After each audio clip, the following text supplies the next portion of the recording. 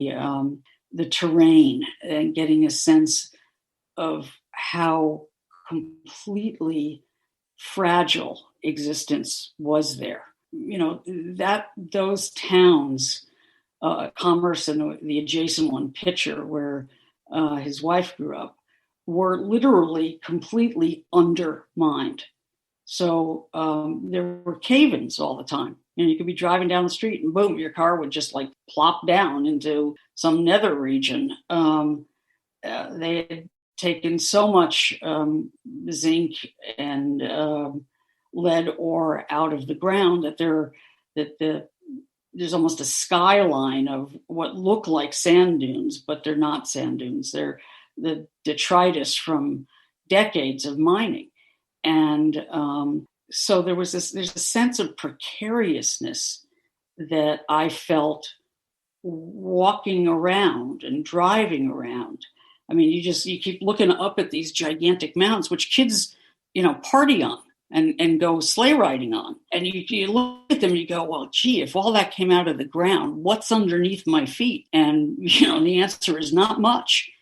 And I think that precariousness was something that haunted him. And, and his body, of course, very soon after his major league debut in, October 51, was equally precarious. And there was a sense of fragility about life and about the place he grew up in and about what you can trust in your own skin and bones that really captures him for me.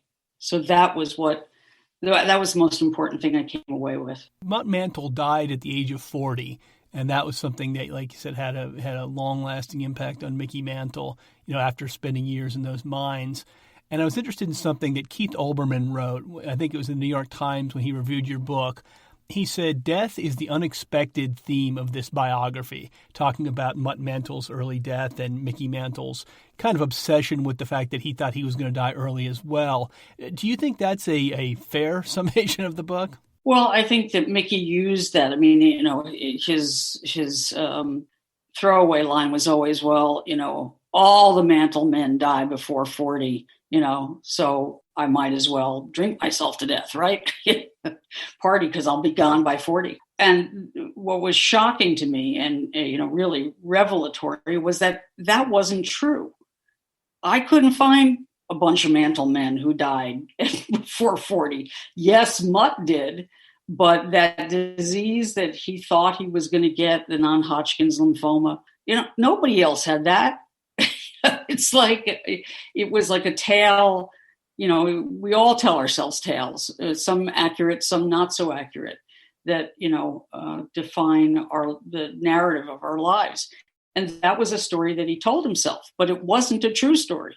And it gave him, I think, permission to go about destroying himself in the way he did. Was he haunted by death and by, there were always sirens going off in the town, when there was a cave in and when somebody died. Yes, there was a sense of how dangerous life was there. The amount of tuberculosis that guys developed working down in those mines. It was brutally hard work.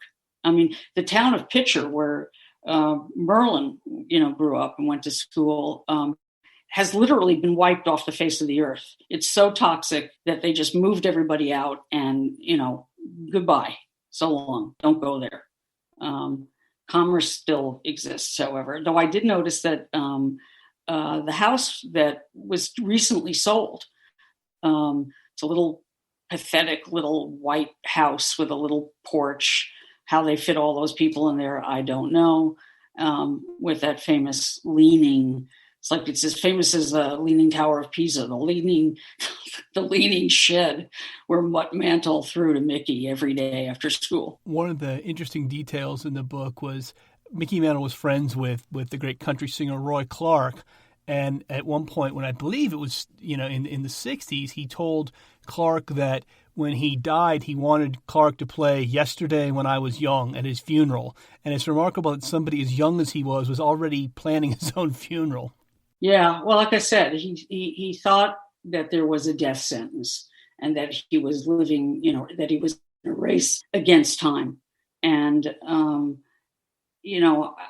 perhaps everybody else in the family accepted that mythology too. It took a lot of digging to find out, who died when and at what age, and uncles, grandparents. And as I said, I was astonished. It just wasn't true. You wrote in the book that you talked to more than 500 sources in all for the book, and I think it shows because there's an awful lot of voices in it. Did you find it difficult to talk to, say, his sons or his wife, because you were going to, and his ex-teammates as well, because you were going to be telling this kind of unvarnished story? You weren't going to sugarcoat the bad parts. You were going to tell the good parts, but also the bad parts. Was that difficult in some ways when you were talking to people? Did they resent the fact that you were going to be talking about some of the more negative aspects of Mickey Mantle's life? Merlin was entirely gracious, and I think I brought her homemade chicken soup. I don't think you get it on a plane today. Right. Maybe I may have brought her matzo ball soup. I think I did, that I made.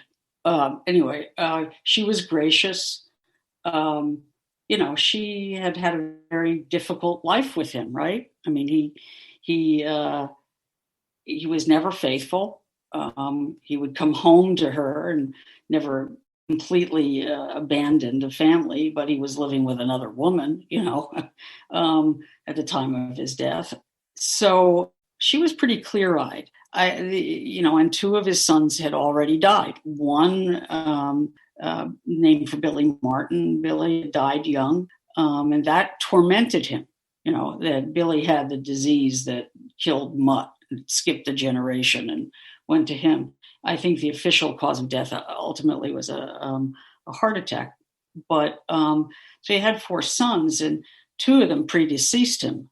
And the 2 who survived, Danny and David, like the other boys, were, to say the least, troubled by drugs and alcohol themselves. And, he turned his, when he didn't have teammates anymore to, run with and party with, his sons became his running mates.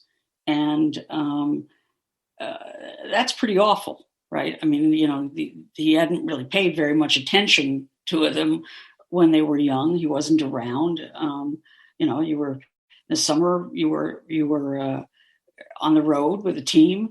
And in the winter, you were on the road on the rubber chicken circuit.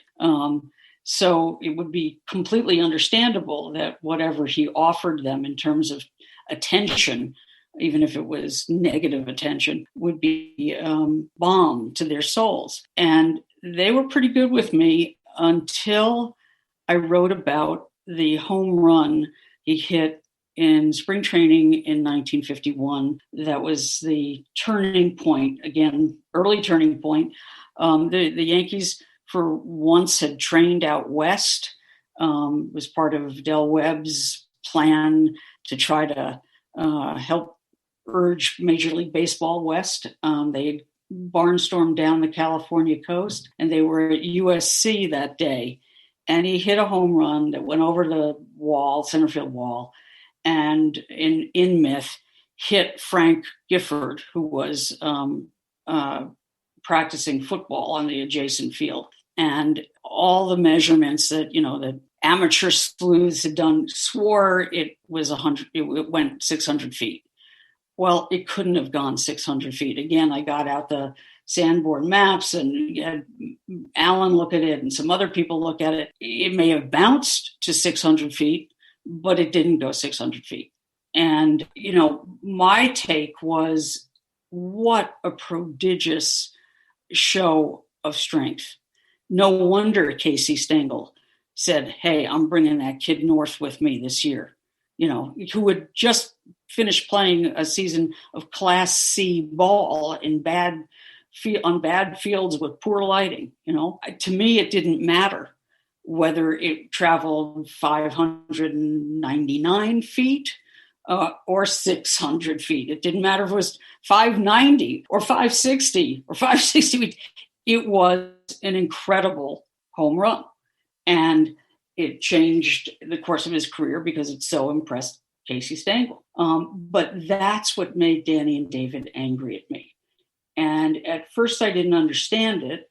And then I realized, all they had to hold on to of their father that wasn't degraded by, the awful things he said when he was most inebriated, the womanizing, all that stuff. The only thing they had to hold on to were these concrete measurements, these facts of the length of the balls he hit. And so I was taking that away from them. And when I understood that, I understood how desperate they were to be able to say something that unassailably great about their father. Did you ever have any contact with them after the book came out? I don't think so, but honest to God, it's more than 10 years ago. Right. I mean, I certainly heard that they didn't like that. I heard that his girlfriend, the woman he was basically sharing his life with, who was basically banished from his deathbed and blah, blah, blah, blah, blah.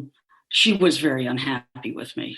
I don't remember what I heard from them. I kept saying to myself, I hope Merlin is not alive when the book is published. And I can't remember exactly when she died. Maybe I could Google it for you now. I think in the book it says she died in 2009. Yeah, so she died. I think she died a year before the book was published. I liked her, but Mickey's father. Mickey was nothing if not a servile son. Mutt decided what he was going to be and how he was going to be it, and he decided who he was going to marry and when. And as an act of honoring his father's wishes, he married Merlin in December 1951. They were both very young. He had already, seen the promised land in Manhattan. He had a girlfriend who named Peaches. Peaches. Yeah, Peaches. It's one of the reasons the Yankees sent him down that year. It wasn't just because he wasn't hitting; it was because they wanted him away from Manhattan, and they had sent him back to Kansas City and down to Kansas City, and that's where Mutt met him and said, "You ain't nothing. You ain't a man. You ain't blah, blah, blah, blah, blah." And Mickey cried, and I'll try again. It wasn't until he went to the Betty Ford Center in 1994 and got sober and was asked or assigned to write a letter to his father that he began to address his feelings of how his father had dominated and dictated much of his life. Finally, I wanted to ask you about the liver transplant, which you have alluded to already. At the end of his life, he had a liver transplant. He didn't live long after that, but there was a lot of controversy surrounding it because there was a feeling, and a lot of people in the press wrote this, that he had somehow jumped the line, that because he was a celebrity, he got special treatment in terms of the waiting lists to get organ transplant. You found out that really wasn't true, though, right? Based on my reporting, I don't think it was true. It's controversial because, should an alcoholic who's done this damage to themselves get a transplant, which meant that somebody else couldn't. That's a separate issue from whether that somebody pulled strings for him. I came away convinced that they didn't, and of course, when they opened him up, he had the kind of cancer that's associated with cirrhosis, and it was in the bile duct, I believe. And that's a kiss of death. So, he wasn't going to survive very long, no matter what. So, like I said, you could look at that and say it was a tragedy. And God bless Sam McDowell. He really put it in perspective for me in a way that allowed me to admire my hero again. Now, you've written about Koufax, Mantle, and Ruth. Do you have any other plans for baseball books? Oh, shit. Well, let's put it this way. I'm looking for ideas, and if anybody has one for me, I'd really, I wanted to do the summer of 1998, but McGuire wouldn't cooperate. And